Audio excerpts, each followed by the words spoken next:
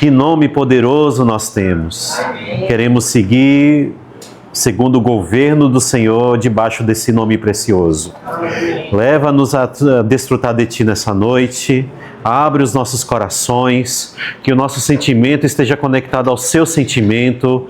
Nada dessa terra, nada desse mundo, nenhuma ansiedade opera em nossos corações. Queremos estar livres para Ti, porque amamos o Senhor e amamos as coisas do Senhor.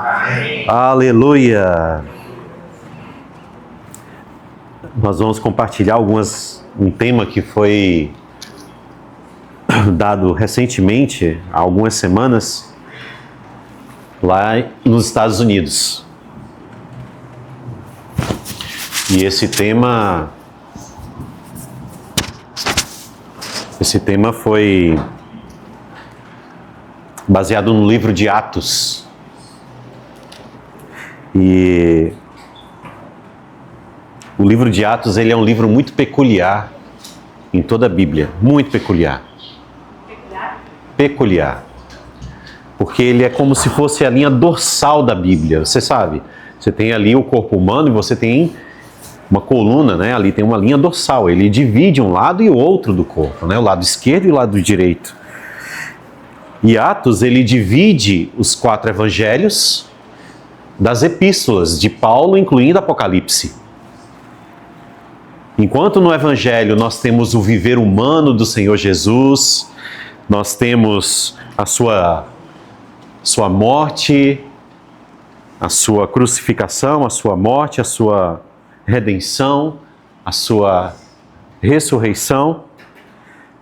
Nas epístolas nós temos a economia de Deus. A economia de Deus. E aí você vê em Atos, bem no meio, né? Atos bem aqui no meio. Mostrando ali, não princípios, como nós encontramos lá em Gênesis, e são colhidos em Apocalipse. Não são princípios que estão ali. Mas há uma linha também diretiva. E ela começa com um tema unanimidade. Irmãos, se nós crescêssemos verdadeiramente no que o Senhor Jesus disse lá em João. Então, na vida da igreja, se nós temos unanimidade, o Senhor nos abençoa de todas as formas. Vejam, uma pessoa estava presa e na prisão havia vários guardas.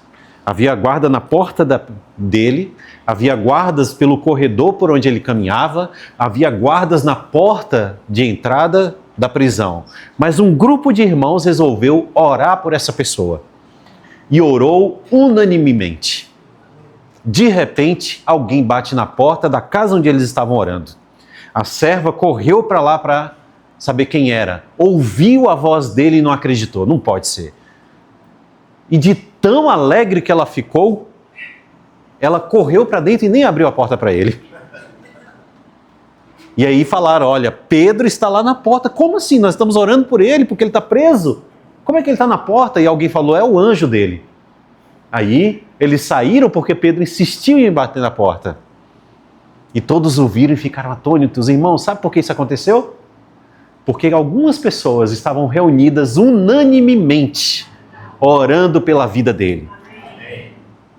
Se queremos viver a vida da cristã, nós precisamos aprender esse princípio maravilhoso, de vivermos em unanimidade. Então, a mensagem primeira desse evento nos Estados Unidos foi a respeito de como é que o livro de Atos, ele continua. O que significa o livro de Atos? E o livro de Atos, ele significa exatamente isso. É a continuação coletiva de Cristo.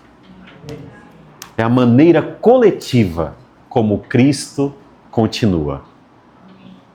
Sabe como é que ele continua hoje? Por meio de todos nós. Em cada lugar onde estivermos, o Senhor continua em cada um de nós. De maneira coletiva e não individual. Não existem heróis na igreja. Existem aqueles que vivem Cristo. E essas pessoas somos nós. Então, eu queria, antes de tudo, ler um verso com os irmãos. Quem estiver com a versão Restauração, em Mateus, no capítulo 1, versículo 1, diz assim: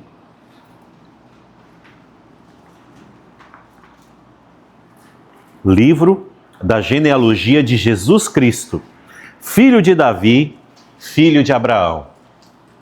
Olha a primeira nota desse versículo. O primeiro e o último nome citado no Novo Testamento é Jesus. O que prova que Jesus Cristo é o tema e o conteúdo do Novo Testamento.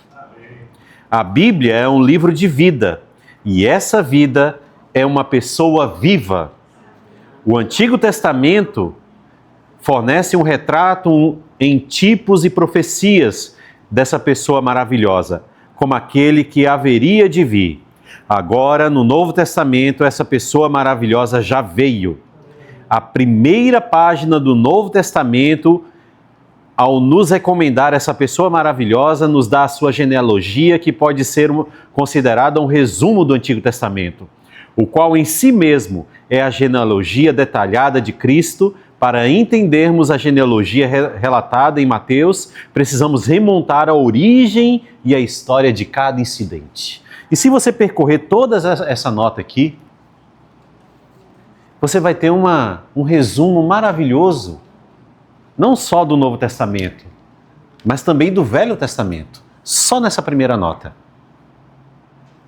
E ela é rica, é preciosa. É essa palavra que aqueles discípulos, quando passaram a viver a vida cristã, essa palavra é que eles estavam desfrutando diariamente. Todos os dias, eles iam de casa em casa e ouviam a palavra do ensinamento dos apóstolos. Eles remontaram essa história ali da genealogia de Cristo enquanto eles estavam prosseguindo a sua caminhada cristã logo no início. Essa palavra, irmãos, essa palavra baseada no ensinamento dos apóstolos também é um ponto importante no livro de Atos. Então, na primeira mensagem, nós falamos, nesse evento nos Estados Unidos, nós falamos a respeito da continuação coletiva de Cristo. Cristo, no livro de Atos, é aquele que está sendo propagado, disseminado por toda a terra, pelo Espírito, esse Cristo ressurreto, que foi ascendido. Em sua ascensão, ele está sendo propagado pelo Espírito, por meio dos seus discípulos, para a edificação da igreja e do reino de Deus. Então, esse é basicamente o resumo do livro de Atos, né? E nessa continuação do livro de Atos, esse Cristo maravilhoso, ele foi lá atrás, em Isaías 42, era dito que o Senhor faria isso. Ele prolongaria os seus dias sobre a terra. Como é que o Senhor, então, está prolongando os seus dias? Ele não estava falando a respeito do seu aspecto eterno. Ele está falando do seu aspecto humano. Como é que o Senhor, então, ele prolongou os seus dias? Ele prolongou por meio do nosso viver humano. Nós estamos hoje repetindo, e não é só isso, nós estamos dando continuidade ao viver do Senhor na terra. E Paulo, ele fez isso muito durante o seu viver. Olha só, se você perseguir toda a história de Paulo, desde o momento em que ele foi salvo, né, e ali logo no início ele começou a causar uma certa confusão, depois que os olhos dele foram abertos ali por Ananias, Paulo já tinha alguns discípulos ali e ele começou a pregar, deixando todo mundo confuso. Então aqueles que amavam o Senhor queriam matá-lo. E aqueles que não amavam o Senhor também queriam. Porque ele deixou uma certa confusão, até que então ele foi afastado e retornou para Tarso. E lá ele ficou um bom tempo, até que Barnabé foi lá e tirou ele de Tarso, levou ele para Antioquia, e lá, em meio a muita oração, o Espírito Santo separou Barnabé e Paulo. E eles partiram então para fazer uma obra missionária, indo para todas as cidades dos gentios, e procurou por lá aqueles que poderiam receber o evangelho. Dali em diante, a vida de Paulo é cheia de histórias. O Espírito Santo estava ali, pessoas estavam ali, a palavra estava ali. Ele também passou por muitas situações difíceis, né? Foi preso, levado em um barco, o barco naufragou.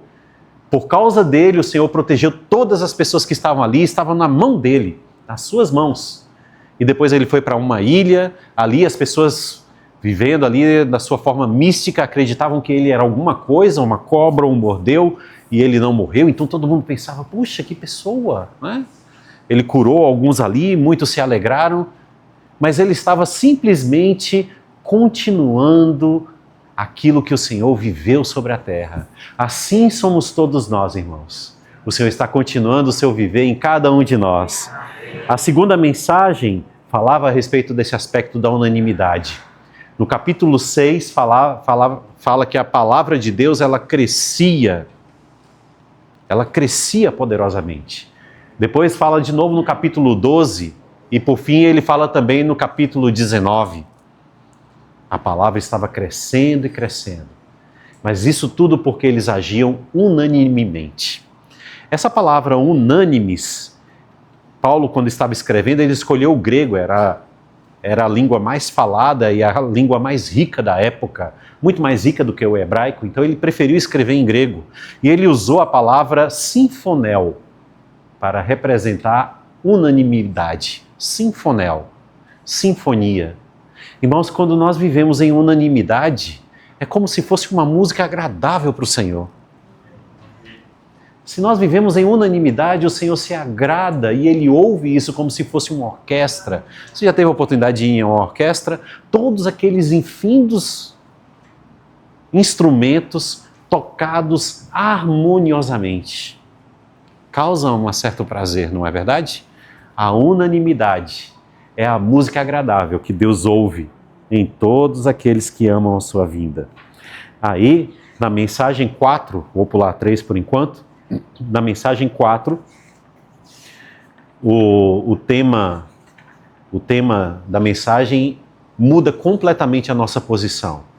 Veja, essas mensagens, são 8 mensagens, ela na verdade é um chamado à maturidade. Eu não estou falando maturidade só no aspecto físico humano. Os jovens, eles também estão sendo chamados à maturidade.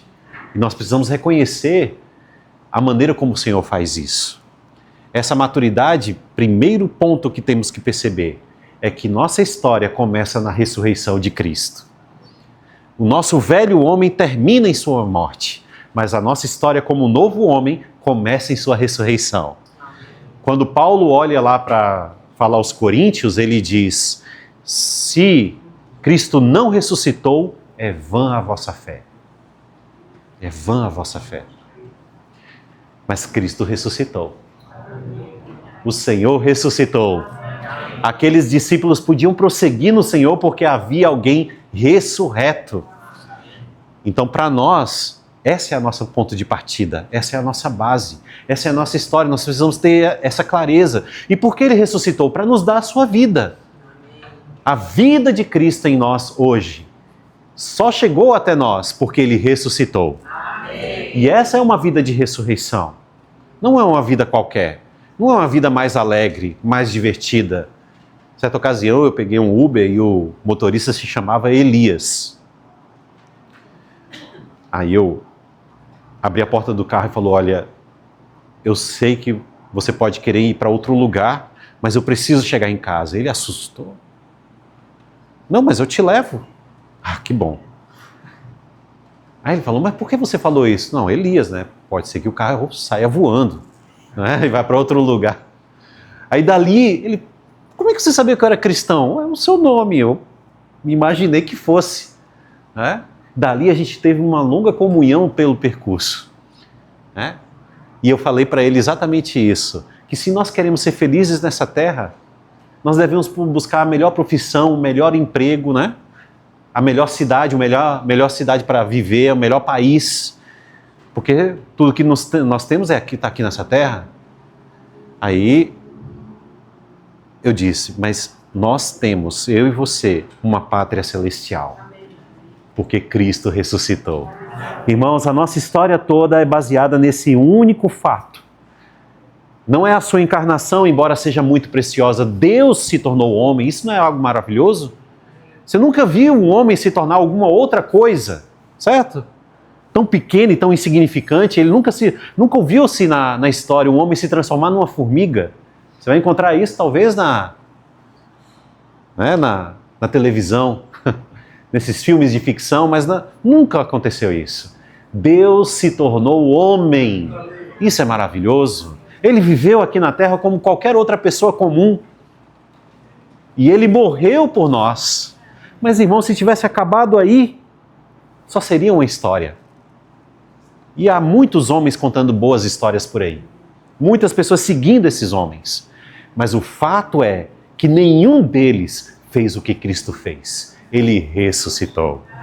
E não só isso. Quando ele ressuscitou, ele ficou 40 dias aparecendo para mais de 500 pessoas. E nesse período ele aparecia e desaparecia. Ele estava treinando seus discípulos a viver sem a sua presença física, mas a sua presença invisível.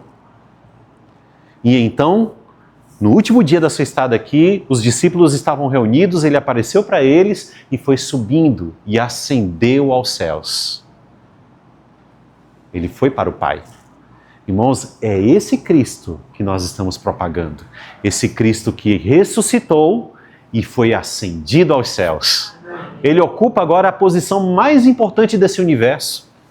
Você vai ver aí nos noticiários na TV e até mesmo pela internet, uma briga fiscal, tributária, entre dois grandes países enormes. Eles são enormes. Talvez os dois grandes países de nossos tempos, né? E eles estão numa guerra. Muita coisa está sendo decidida numa pequena mesa, como essa daqui, talvez um pouco maior, certo? Onde um e outro vai lá e assina um documento. E daqui a pouco a guerra começa e você não está vendo bala, nem aviões, nem soldados, mas existe uma guerra aí. Irmãos, essas posições são muito elevadas, talvez a gente nem entenda muito bem o que ocorre de fato. Mas o Senhor Jesus, ele foi acima de tudo isso. Ele se tornou o líder, aquele que é também servo, ele se tornou o líder e é o nosso Senhor. Aí, quando Estevão estava sendo apedrejado, todos estavam olhando para ele lá, né? E ele olhou para o céu e viu o quê? O Senhor à direita de Deus, em pé no seu trono. Havia um homem nos céus. Isso é maravilhoso. Do ponto de vista humano, nós nunca poderíamos alcançar essa posição. Mas Paulo, em Efésios, diz que nós estamos assentados juntamente com Ele. Então, a nossa posição, veja que isso muda completamente a nossa forma de enxergar as coisas à nossa volta. As nossas relações humanas mudam completamente a partir do momento que você enxerga qual é a sua posição. Em primeiro momento, o Senhor ressuscitou para nos dar sua vida. Sua ressurreição tem a ver com a sua vida. Mas a nossa posição mudada, juntamente com esse Cristo ascendido, muda completamente a nossa autoridade. Muita coisa, irmãos, em todo esse universo e aqui na Terra, vai ser decidida pela igreja. Nós todos vamos sentar como numa mesa dessas, assinar alguns documentos. Isso muda completamente a história. Não há posição mais elevada nesse universo. Não há autoridade maior nesse universo do que a posição em que estamos em Cristo. Isso não é maravilhoso? Se você passar pela rua, olhe para as pessoas de maneira diferente. Observe para elas. Elas estão andando ocupadas, ansiosas, preocupadas, decidindo pequenas coisas no dia a dia que para elas podem ser muito grandes, mas são pequenas coisas. Nós fazíamos isso também. Às vezes nos caímos nessas situações, mas amanhã dá uma olhada diferente nelas. Quando você cruzar por elas na rua, olha diferente. Pensa que você está numa posição muito importante que pode decidir o rumo da vida delas. Uma pequena palavra pode mudar a vida delas. Essa é uma posição, irmãos, extremamente elevada. E isso eu estou falando individualmente, mas o que o Senhor fez não fez para indivíduos, Ele fez coletivamente. Ele fez para o novo homem, Ele fez para a sua igreja. Então, nesse aspecto, esse Cristo ascendido, Ele estava continuando a sua história por meio dos seus discípulos, e Ele era tudo para eles. Então, na quarta mensagem ainda fala a respeito desse Cristo todo inclusivo. Ele era tudo para eles. Para você ter ideia, só ali em Atos, não precisamos ir nem a toda a Bíblia, mas em Atos capítulo 3, o Cristo, Ele é o autor da vida. Em Atos, ainda no capítulo 3, versículos 25 e 26, Ele é o servo de Deus. Em Atos capítulo 5, Ele é o líder e salvador. Em Atos capítulo 7, Ele é o Filho do homem. No capítulo 20, Ele é Deus. Ele é Deus. Amém. Cristo também é o Senhor de todos no capítulo 10. E Cristo é o juiz no capítulo 10, versículo 39 a 43. E por fim, Cristo também é o Senhor Jesus, o objeto da nossa fé. Estou fazendo só um pequeno resumo das mensagens que tiveram e logo os irmãos vão ter acesso a isso posteriormente. Aí na mensagem 5, fala a respeito de mantermos um só fluir. Irmãos, não existem duas maneiras de Deus fazer uma coisa. E não existe uma maneira melhor. Não existe uma coisinha diferente. Nosso Deus, Ele não busca a inovação. Olha, vamos inovar, né? Vamos fazer aqui uma coisa diferente agora? Vamos buscar aqui, colocar isso, fazer aquilo. Deus não é inovador, porque Ele é sempre novo. A inovação ela é necessária porque as coisas envelhecem. Daqui a pouco esse aparelho que talvez vocês acham tão inovador, né? Você tem uma máquina fotográfica, você tem um tocador de música, você tem um aparelho que liga para as pessoas. Antigamente era grande, agora é pequenininho, né? Você tem um monte de coisas aqui, envia e-mail, entra na internet, se conecta com tantas pessoas do mundo afora, ensina inglês, fala com você. Mas daqui a pouco isso aqui vai envelhecer. E aí as pessoas precisam de quê? Inovação. Nosso Deus não é inovador. Ele é sempre novo. Toda vez que nós o tocamos, Ele é novo. Então Ele não tem duas maneiras de fazer as coisas. Ou Ele não muda a maneira de fazer ao longo dos séculos, das gerações. Ele não muda. Ele só tem uma maneira de fazer as coisas. E nós precisamos estar nesse mesmo fluir. Amém. Paulo não inventou uma maneira diferente de Pedro. Pedro não inventou uma maneira diferente de João. Apolo, quando chegou ali, ele foi rapidamente corrigido e entrou nesse fluir. Barnabé também, em algum momento ele se perdeu ali, mas ele certamente estava dentro desse fluir. Irmãos, e todos nós agora estamos no mesmo fluir. Entramos nesse mesmo rio. Então vamos ficar aqui e desfrutar do Senhor nesse mesmo fluir. Não existem duas maneiras de fazer. Se nós encontrarmos, se os discípulos eles tivessem maneiras diferentes de fazer, Satanás poderia criar mecanismos e maquinações para destruir a unidade dos irmãos. João tem a melhor maneira. Então vamos seguir o João. Né? Agostinho tem uma maneira melhor, ele acabou de descobrir. Opa, João, desculpa aí, mas eu vou seguir o Agostinho. Não é? Irmãos, o Senhor não faz assim. Ele só tem uma maneira e um fluir. E na mensagem 6, esse foi um bálsamo. Eu particularmente, até a mensagem 4, eu só chorava. Aí eu cheguei para um irmão e falei para ele, irmão, eu não sei o que faço, porque eu só estou chorando. Porque eu estou vendo que o Senhor está nos chamando à maturidade e não é um caminho que você pode retroceder depois que você toma a decisão. É uma outra posição. E eu estou olhando aqui para todas as coisas que eu vou ter que abrir mão e... Oh, Senhor, o Senhor está pedindo demais. Aí veio a palavra graça. Aquele irmão, quando me ouviu, ele disse o seguinte, você é um bem-aventurado. Porque quando chegar naquele dia, o Senhor vai enxugar dos seus olhos toda lágrima.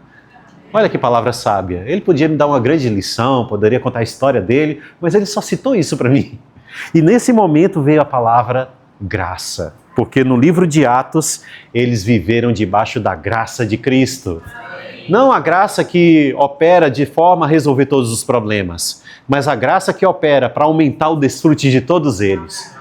70 anos depois que o Senhor nasceu, cerca de pouco menos que 40 anos depois que ele tinha ascendido aos céus, uma grande perseguição assolou a igreja. E muitos foram dispersos. Talvez você possa pensar que eles saíram cabisbaixos, deprimidos, chorando, mas a Bíblia fala que eles saíram pregando em todos os lugares e a palavra de Deus crescia e prevalecia. Muitas coisas aconteceram aqui nessa cidade recentemente. Eu conheço amigos meus que estão aqui ainda se recuperando em depressão. Mas para nós, irmãos, tudo tem um sentido muito maior. Porque amamos o Senhor e porque cremos nele, a graça dele para nós é abundante. Então essa é a maneira que eles seguiram debaixo da graça de Cristo.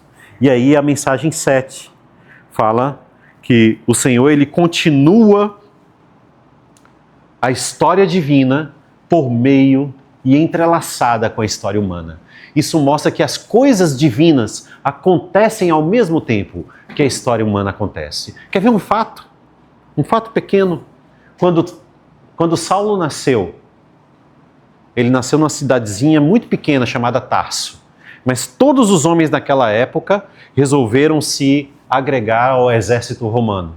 Por conta disso, o imperador estabeleceu que aquela cidade, que não tinha nada a ver com Roma, era uma cidade de bárbaros, aquela cidade em particular, todos os que nascessem naquele ano poderiam ser romanos, cidadãos romanos. Mais tarde, Paulo ele foi preso e quando ele estava a ponto de receber a sua condenação, morte, ele falou, eu sou cidadão romano.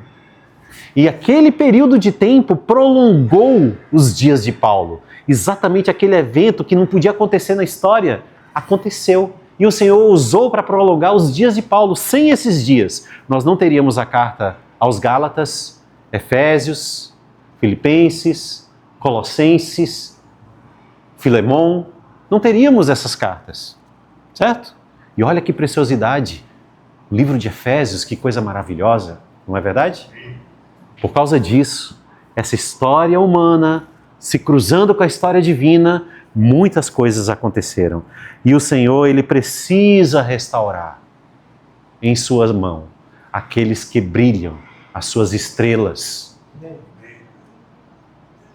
O Senhor precisa manter um grupo de pessoas que brilham, os seus vencedores hoje, que estão vivendo a vida cristã de uma maneira normal, praticando a vida da igreja, que é o corpo de Cristo, em prática, E essas pessoas, irmãos, nós precisamos ter o desejo de sermos incluídos nela, nesse grupo de pessoas. Eu tenho um forte desejo de que o Senhor cuide de mim e trate comigo ainda hoje, ainda nesse tempo, para a gente não ter surpresa lá na frente. Então nós precisamos rogar ao Senhor, Senhor, me trata agora, me edifica agora, me torna uma pedra edificável na tua igreja, que edifica e é edificável. Em nosso viver humano nós precisamos orar ao Senhor o tempo todo, Senhor, me torna essa parte do seu edifício, me encaixa ali dentro, quebra todas as partes que não te interessam e me coloca lá. Todos os dias precisamos nos apresentar ao Senhor dessa maneira, para que Ele possa continuar a sua história conosco. E por fim, o resultado desse viver humano era a produção de igrejas. Por onde Paulo passava, as igrejas iam sendo levantadas. Mas não só ele. A igreja de Antioquia veio daquela perseguição. Rapidamente lá enviou Barnabé até lá. Quando ele chegou, ele ficou maravilhado. Oh, que igreja maravilhosa! Os irmãos aqui desfrutam. Olha como eles amam a palavra. Hã? Se nós formos um bom testemunho do Senhor e amar o Senhor, muitas pessoas vão querer vir para Porto Alegre. Muitas pessoas vão querer vir. Olha, eu quero lá ver essa maravilha dos irmãos, o desfrute deles. Que coisa preciosa. Eles amam tanto a palavra que eles falam disso o dia inteiro. Eu vim no carro com o João, ele já começou a orar. Me deu um abraço, me cumprimentou e vamos orar. E nós seguimos orando. Olha que maravilhoso. Nós queremos ter esse viver, irmãos, de amar as coisas celestiais, amar as coisas do Senhor. E aí vem a mensagem 3, que é o que a gente vai falar agora, os irmãos podem seguir. Mas essa mensagem 3 fala a respeito da maneira como eles continuaram. Sabe como eles continuaram? Fazendo grandes obras? Não. Eles fizeram apenas 3 coisas. E são 3 pilares muito fortes: oração, Espírito e palavra. Oração, Espírito e palavra. Tudo que eles faziam estava vinculado a esse sentimento, onde eles oravam, eles buscavam a direção do Espírito e eles se enchiam da palavra. Quer ver? Vamos ler aqui Atos, capítulo 4, versículo 31. Vamos ler juntos esse versículo.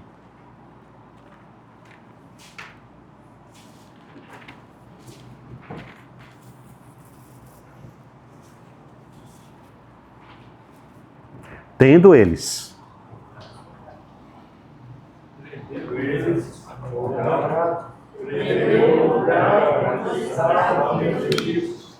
todos ficaram cheios do Espírito Santo e falavam a palavra de Deus com intrepidez. O que é que eles fizeram? Eles oraram. Ficaram cheios do Espírito Santo. E o que fizeram? Propagaram a palavra. Amém. Irmãos, se nós queremos ser testemunhas do Senhor, não temos que fazer nada. Não temos que fazer nada convencional. Não temos que pensar comercialmente. Estratégia, táticas. Não. Isso faz parte do caminho de Satanás. No nosso caminho, irmãos, nós temos oração. Nós nos enchemos do Espírito e falamos com intrepidez a palavra do Senhor.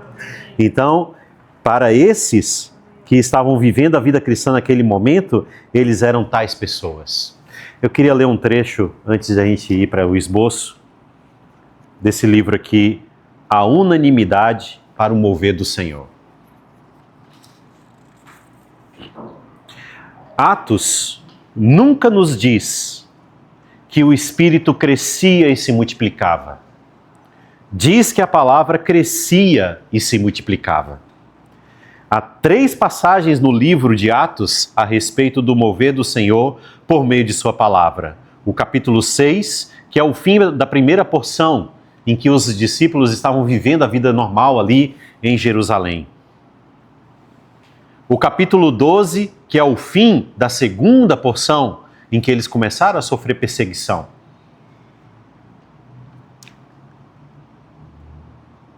Que diz que a palavra de Deus crescia e se multiplicava no versículo 24. Então, o ministério de Paulo começou no capítulo 13. Finalmente, o capítulo 19, no fim de outra porção, diz que a palavra do Senhor crescia poderosamente e prevalecia no versículo 20 do capítulo 19. O mover do Senhor, por fim, não é ter algo que resulta no Espírito. O que fazemos, na verdade, é levar a palavra às pessoas. A palavra é o conteúdo verdadeiro, os verdadeiros elementos constituintes da economia neotestamentária de Deus. A palavra de Deus constitui o Novo Testamento da Bíblia e também a economia neotestamentária de Deus. Devemos orar para termos o Espírito com poder, para propagar a palavra. Aí eu queria ler só mais um trecho para os irmãos. que diz assim: não se limitem a pedir a Deus que lhes dê poder. O poder os aguarda. Vocês precisam ser limpos, tratados, purificados, corrigidos e disciplinados pelo Senhor. Nenhum servo do Senhor e nenhum irmão ou irmã pode lidar com o seu interior ou purificá-lo. Apenas o Senhor pode lidar com vocês diretamente. Devem permitir que Ele opere no seu interior todos os dias. Assim como precisamos lavar as mãos frequentemente, também precisamos ser purificados pelo Senhor frequentemente. Pregar o Evangelho é santíssimo e não pode ser pregado por ninguém cujas mãos estejam sujas.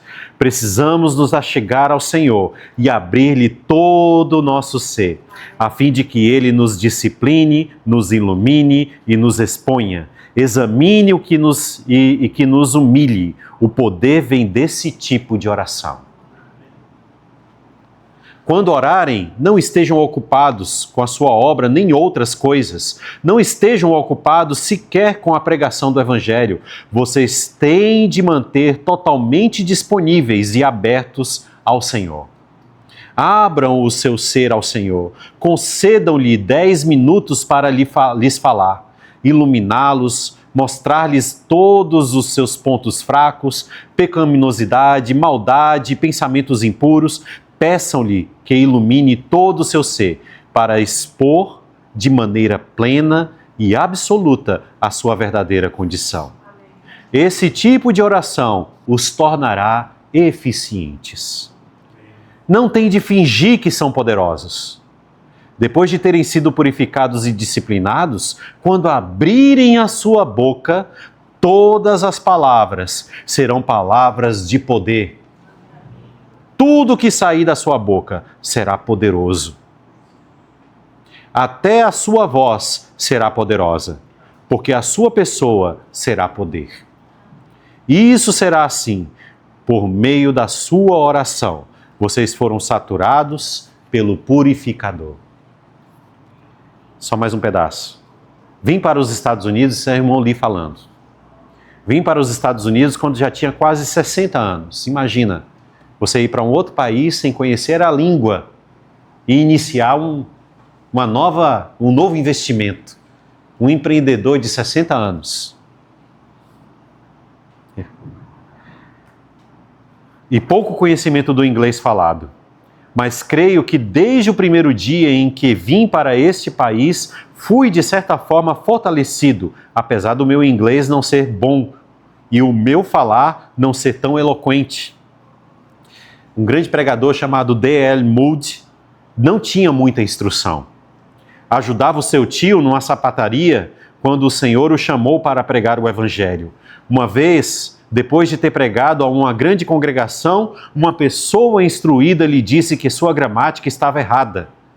Moody, com franqueza, disse àquela pessoa para ir pregar com a sua gramática correta e ver qual seria o resultado. O poder, o impacto não está na gramática correta. As pessoas não querem gramática adequada, elas querem a coisa certa, querem vida, querem Cristo, querem a realidade da salvação. É exatamente isso que aconteceu naqueles dias. Pedro, um pescador, levantou-se e falou para uma multidão. Irmãos, se aquelas pessoas não estivessem procurando, aquela palavra que ele falava não teria efeito algum, mas elas estavam procurando. E quando ouviram ele falar, elas disseram: achei. As pessoas estão procurando. Se queremos ser cheios de poder para falar livremente com a autoridade do Senhor, precisamos buscar esse que pode nos purificar. E é exatamente isso que fala os 2 pontos dessa mensagem. A primeira parte fala, vamos ler juntos? Podemos manter a unanimidade na restauração do Senhor, oração, espírito e palavra. Vamos ler o ponto 1. Podemos manter a unanimidade por meio da oração, do espírito e da palavra, para o mover de Deus. Temos de ser aqueles que trabalham fazem na palavra, laboram em oração, e são diligentes em unidade com o Espírito Santo. Trabalham na palavra, laboram em oração e são diligentes em lidar com o Espírito Santo. Se nós tivéssemos o tempo necessário para viver uma vida mais tranquila, todo minuto deveria ser dedicado à palavra do Senhor. Mas mesmo que você não tenha todo o tempo, todo aquele tempo que você ainda tem disponível, ele precisa ser dedicado à palavra do Senhor. Nós precisamos ser encharcados com a palavra, nutridos com a palavra. Se você quer falar às pessoas, você não vai conseguir fazer isso estando vazio. Você precisa ser cheio da palavra de Deus. Muitas pessoas param a sua vida para estudar grandes coisas. Há pessoas preocupadas agora com o universo, porque eles acham que o nosso planeta ele não vai durar muito tempo. Então eles querem ir para outros lugares. A população está crescendo. Segundo as estatísticas, nosso planeta ele suporta até 10 milhões de pessoas. Nós já somos quase 8. 10 bilhões. Nós somos quase 8. Né? Então daqui a pouco o nosso planeta não vai suportar. Então muitas pessoas estão estudando. Elas gastam a sua vida inteira fazendo graduação, mestrado, doutorado, pós-doutorado e todos os dias elas vão ao trabalho lá na NASA se dedicar a estudar o universo. Se tem alguma possibilidade de a vida continuar em outro planeta. Sabe o que nós devemos fazer com o nosso tempo, irmãos? Nós devemos dedicar à palavra de Deus. Amém. E é impossível uma pessoa ser cheia da palavra e não falar. É impossível, irmãos. A primeira pessoa vai ser o seu alvo. Quando você estiver cheio da palavra, você vai querer falar isso para alguém. Em geral, a minha esposa é o meu primeiro alvo. Quando eu termino, eu cheguei da conferência, ela sentou do meu lado e eu falei, eu preciso te falar. Eu preciso te dizer. Ela falou, não, mas eu tenho que fazer isso. Não. Depois a gente faz. Eu te ajudo ali, mas fica aqui na minha frente. Ela foi o meu primeiro alvo. Depois dela, eu mandei áudios para vários irmãos. Olha, eu desfrutei isso daqui. Porque eu tinha que fazer com que aquela palavra se constituísse dentro de mim. É impossível uma pessoa estar cheia da palavra e não ministrar. Todo mundo que passar à sua frente vai ser alvo dessa pessoa. E é exatamente isso que acontecia ali em Atos. Todas aquelas pessoas estavam cheias da palavra. E por isso a palavra crescia. Porque mais pessoas ficavam cheias da palavra. Eles falavam e contavam com a simpatia de todo o povo. Todo mundo olhava, nossa, que coisa interessante. Eu quero isso aí também. Onde é que tem? Elas iam junto com eles. E eles se enchiam da palavra. Você quer fazer com que a igreja em Porto Alegre cresça em número? Se encha da palavra. Esse é o caminho mais simples e é o único caminho que nós temos. Vocês não precisam fazer mais nada. Não façam artes no Facebook. Não precisa fazer nenhum tipo de propagação usando as estratégias desse mundo. Simplesmente ministre às pessoas que estão ao seu redor. Essas pessoas certamente vão se simpatizar com o seu falar. Porque ele não é um falar comum. Não é um falar menor, sem nenhuma autoridade. Não é como qualquer outro tipo de filosofia por aí. Ela tem um vocabulário muito, muito valioso. É um vocabulário elevado. Quem à sua volta fala sobre desfrutar? Todo inclusivo. Deus triuno. Incorporado. Não é? Irmãos, nós temos um vocabulário muito elevado. Porque nós falamos de um assunto muito elevado. E as pessoas querem ouvir a respeito disso. Item A, vamos ler juntos. A oração. São as três substâncias do poder na restauração do Senhor. Ponto B. Temos de orar para ter o Espírito como poder para propagar a palavra. Ter o Espírito com poder. Quando você olha lá em Timóteo, no capítulo 5, Paulo dá uma instrução a Timóteo sobre os presbíteros na igreja, que eles devem ser pessoas que se afadigam na palavra. E ele não está falando a respeito só de presbíteros, todos aqueles que aspiram o episcopado devem ser tais pessoas. As irmãs que querem servir o Senhor, vocês precisam ser cheias da palavra de Deus. Aquelas, em nosso viver, durante todo o percurso da nossa vida, nós temos apenas 2 objetivos em nos relacionar com pessoas. Sejam eles o nosso cônjuge, os nossos filhos ou os nossos parentes. Só existem 2 objetivos. Ou nós vamos fazer com que eles tenham uma primeira experiência com o Senhor, ou nós vamos fazer com que eles tenham uma segunda experiência com o Senhor. Certo? Ao nos relacionar com as pessoas, nós precisamos olhar para elas que elas têm um vaso. E nesse vaso Deus quer entrar. E não importa quão difícil seja. Não importa quão difícil. Eu acho que aquele ali... não, esse aí não vai dar. Acho que o Senhor não quer. Você só vai saber quando você ministrar a palavra de Deus. Ponto 1. Temos de ser saturados, constituídos e até mesmo encharcados com a palavra santa. Se temos o encargo de pregar o Evangelho, temos de entrar na palavra e ser pessoas que conhecem a palavra.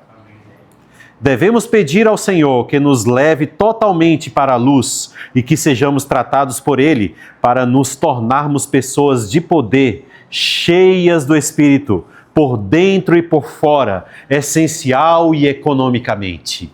Quando o Senhor Jesus ele tinha acabado de ressuscitar, viu ali os discípulos numa casa fechada, ele entrou ali, apareceu no meio deles e soprou. Naquele momento, os discípulos receberam o Espírito, essencialmente, e a vida entrou neles. A vida divina, incriada, indestrutível, entrou neles. Pedro não entendeu muito bem o que tinha acontecido naquele momento. Então ele se levantou e falou, vou pescar. Os outros olharam para ele, eu vou com você. Né? Eles não entenderam tão bem, mas a vida entrou neles ali. Mais tarde, o Senhor continuou aparecendo para eles e muitas vezes, até o momento em que ele foi ascendido. Aí aqueles discípulos ficaram ali orando por vários dias, não foi? Por 10 dias eles ficaram, 120. E aí o Espírito veio economicamente para encher eles por fora. Então eles estavam cheios do Espírito essencial e por fora também eles estavam cheios do Espírito econômico, para eles executarem a administração divina. Então, a vida que o Senhor, em ressurreição, distribuiu era uma vida essencial para eles. Mas em termos de autoridade para executar a sua economia, o Senhor também veio sobre eles. Os primeiros discípulos, no item C, não poderiam ter mantido a unidade se tivessem maneiras, meios, agentes ou substâncias diferentes para realizar a obra do Senhor nesta terra. Para manter a unanimidade singular, todos nós precisamos aprender a fazer a mesma coisa da mesma maneira. Vamos ler o item D? Não devemos pensar em seguir outro caminho, que não seja a oração, o Espírito e a palavra. Qualquer outro caminho causará dissensão e divisão. Qualquer outro caminho. Irmãos, não tem outro caminho melhor. E você pode olhar, se tivéssemos um local de reuniões aqui e de repente alguém falasse, olha, eu gostaria de usar o local de reuniões para fazer um tipo de evento no local. Um evento qualquer. Uma tarde divertida para as crianças toda quinta-feira. Certo? Talvez alguns falassem assim, olha que boa ideia. Né? Mas aí, com o passar do tempo, toda quinta-feira, alguém precisaria do local de reuniões. E aí, de repente, aparece lá alguns que, a ideia foi boa naquela época, eu acho que agora não é mais. Mas se você falar, toda quinta-feira nós vamos ter pregação do Evangelho para ministrar a palavra da vida, não tem discórdia sobre isso, não é? A palavra é uma coisa, irmãos, maravilhosa que une os irmãos. Todos são unânimes ao ministrar a palavra. Vamos reunir para orar ao Senhor. Vamos nos reunir para nos encher do Espírito. Então, essa era a condição, não tinha outra maneira diferente. Eles não criaram outros mecanismos. Esses três eram os pilares ali. No item 2, vamos entrar agora no item 2, a santificação.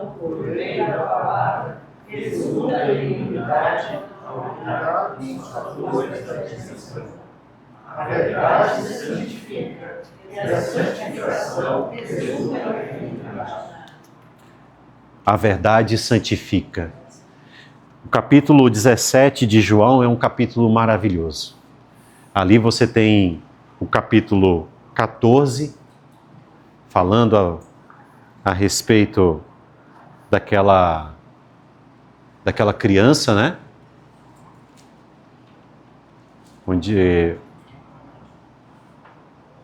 Falando a respeito do Senhor como o caminho, né, a verdade e a vida. Depois você tem o capítulo 15 falando que o meu pai é o agricultor, eu sou a videira verdadeira e a nossa conexão com ele é uma conexão orgânica, né? E depois você tem o capítulo 16 falando sobre o Espírito, o outro Consolador que viria. E depois disso, quando ele fala a respeito desses 3 capítulos, ele introduz o 17 para falar a respeito do corpo, falar a respeito da unidade. E não é uma unidade qualquer. Quem está estudando matemática para passar no vestibular deveria compreender teoria de conjuntos e olhar para aqueles versículos e não entender muito bem o que está falando. Em teoria de conjuntos, se você tem 2 conjuntos que um está dentro do outro, eles são iguais. Ali fala que eu estou em meu Pai e meu Pai está em mim. Eu estou em meu Pai e meu Pai está em mim. As 2 pessoas são iguais. Mas ele ainda fala, e eu estarei em vós, e vós em mim. Olha que coisa maravilhosa, irmãos. Esse é um fato singular e difícil de se compreender. Há muitos anos, quando eu ainda estudava na faculdade, eu fui à casa de um irmão que ele tinha mais ou menos uns 76 anos. Ele era dos Irmãos Unidos, morava numa cidade do interior, perto de Ribeirão Preto, uma cidade chamada Descalvado. E a reunião foi... Eu era jovem, ele era mais velho, eu que tinha interesse em conhecê-lo, né? Mas quando eu cheguei lá, ele tinha uma pilha de livros do irmão Lee, e o primeiro deles era a expressão prática da vida da igreja. E eu não fui para aquilo, eu só queria conversar com ele, eu só queria conhecê-lo, uma pessoa tão antiga. Ele deixou a Inglaterra e veio aqui, ele semeou a vida dele aqui, eu queria saber a história dele. Mas aí, o primeiro ponto que ele pegou, estava tudo anotadinho, bonitinho, o primeiro ponto: isso aqui é uma heresia. Deus agora é 4 em 1. Aí interessante. Mas o Senhor Jesus, ele é Deus? Não, ele é Deus. Mas ele não é homem? Ele é homem. Então ele é 50% Deus e 50% homem. Não, ele é 100% Deus e 100% homem. E agora essa humanidade está dentro do Deus, que é indivisível, inseparável, ele é coinerente, coexistente, o Pai, o Filho e o Espírito, e agora tem lá um outro elemento, a humanidade. Ele olha... Vamos para o próximo assunto. Irmãos, o Senhor, ele orou para que nós estivéssemos nele e ele em nós. Amém. E é isso que fala João 17. E aí ele disse, santifica-os na verdade. A tua palavra é a verdade. Se queremos ser aqueles que propagam esse Cristo maravilhoso, cheios da palavra de Deus, nós precisamos ser santos. E como é que é ser santo, irmãos? A tua palavra é a verdade. Seja cheio da palavra de Deus. Vamos ler o item A?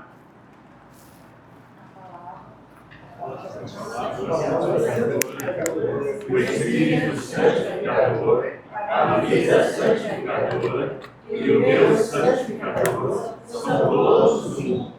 Portanto, se estamos sendo santificados, somos espontaneamente, porque todos os fatores de divisão são removidos. Todos os fatores de divisão são removidos. O Senhor, ele precisa ter um canal limpo, livre para ele passar. A fim de ministrar a palavra em todo lugar, ele precisa ter um canal limpo e livre para ele passar. Todos os dias também, nós precisamos nos apresentar ao Senhor. 10 minutos, 15 minutos, Senhor, me purifica nesse dia. Me lava com o teu sangue precioso. Tira de mim tudo aquilo que pode impedir o Senhor fluir, porque eu quero falar às pessoas. O item B.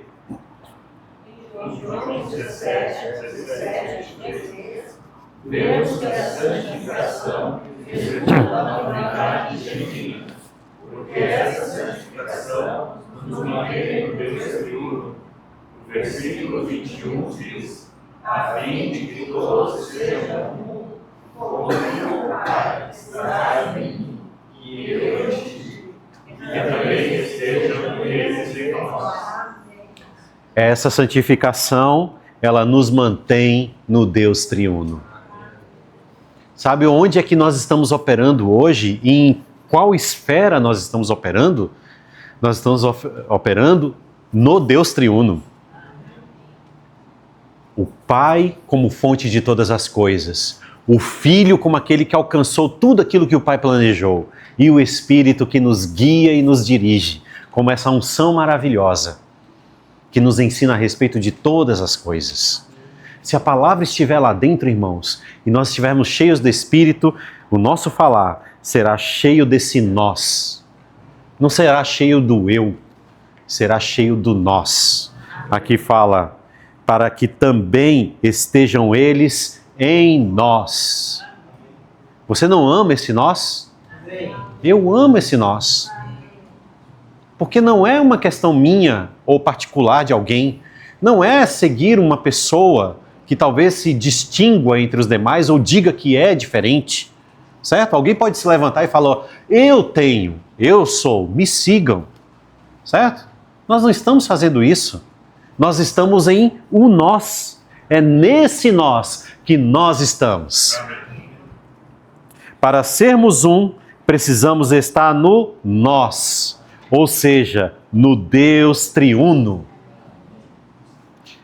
A única maneira de estar no Deus triuno é por meio da verdade santificadora, que lida com todos os fatores de divisão. Ao nos manter no Deus triuno, somos um. Mas sempre que estamos fora do Deus triuno, estamos imediatamente divididos. Até mesmo dentro da nossa casa. Você pode lidar com seu familiar mais próximo, no meu caso a minha esposa, de uma maneira em que você não esteja no Deus triuno e de repente está tudo dividido. Né? As esposas, elas amam quando os maridos cuidam dos filhos e dão atenção total a eles. Certo? Eu tenho um filho de 6 anos e quando eu chego em casa, eu não posso cuidar de nenhuma outra coisa senão ele.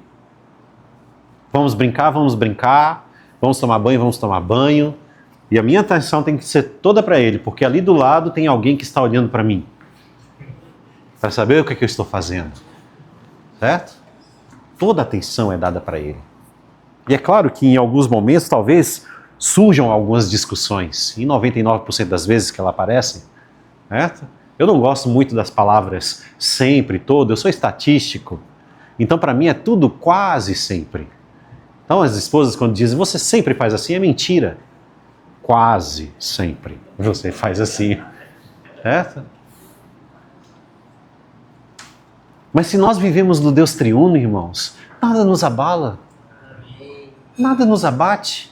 Simplesmente nós nos voltamos para Ele e de repente nós temos uma palavra cativante. Uma atitude cativante. Isso vale para o marido, isso vale para a esposa. Certo?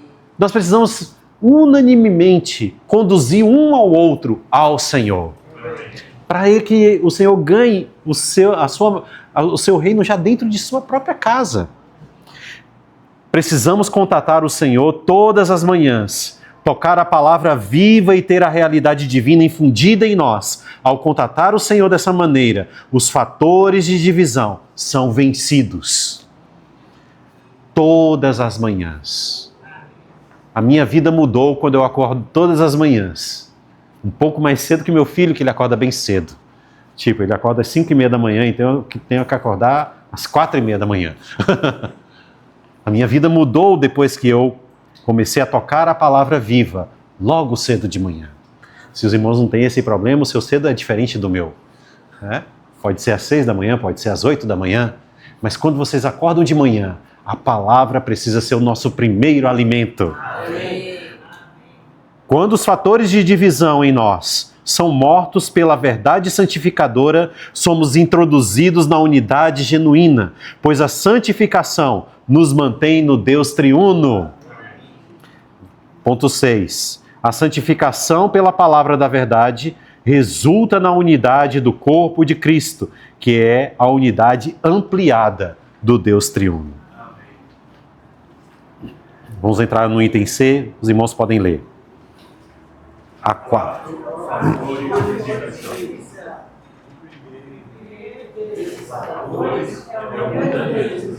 Enquanto falarmos do mundo em um determinado aspecto, esse aspecto do mundo se tornará uma causa de divisão. Podem ler os demais. Outra causa de divisão é a ambição. Quando cantamos o Senhor por meio da palavra, pedimos que se infunda em nós a verdade transmitida a nós, mata a nossa ambição. Uma terceira causa de divisão é a autoexaltação. Devemos estar dispostos a fazer nada e a exaltar Cristo como o único alguém, aquele que representa. São as opiniões e os sentidos. Não devemos navegar a nossa opinião, mas simplesmente buscar o objetivo do Senhor, a restauração de Cristo como vida e como tudo para a edificação da igreja.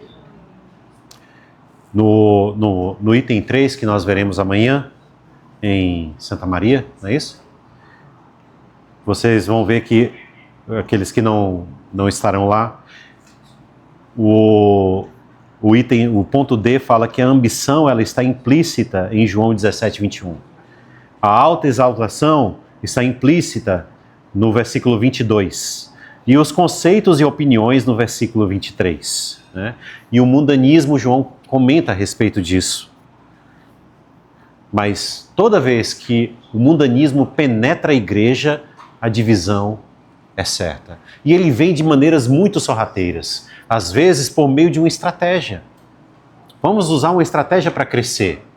Nós vamos fazer assim, assim, assado. Isso é uma prática mundana. Mas também pode ser por meio de os jovens quererem... Não, eu acho que as músicas são meio paradas aqui, né? Vamos colocar um pouco mais de ritmo nisso? E aí, de repente, você tem ali alguém tocando um ritmo rock para um hino que... Imagina, glorioso Jesus Salvador. Olha que hino maravilhoso, melodia maravilhosa. E de repente, chegamos aqui numa reunião e os jovens estão com uma melodia de rock.